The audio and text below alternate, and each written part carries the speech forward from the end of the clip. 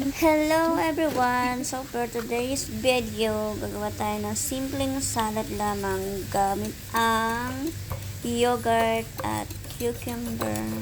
So, gumamit ako ng dalawang yogurt, yung plain na yogurt lang po, and then I mix only.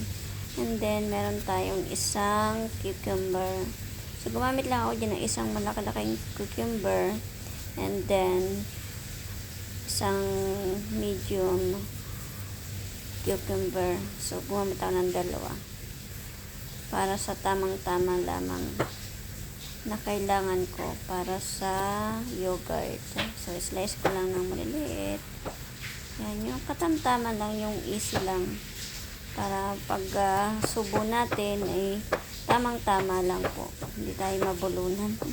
Yung easy to bite lang po.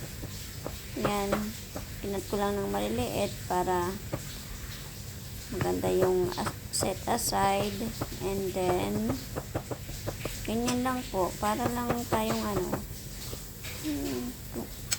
naghihiwa-hiwa ng maliliit lang talaga, and then lagay ko na yan sa bowl, and then mix. Ganyan lang po, napaka-simple lamang. Wala kang aalalahan kasi dalawang ingredients lamang po. Ayan na po. Ang sarap. So, finish. Very simple. Thank you for watching. Follow for more food. Bye-bye.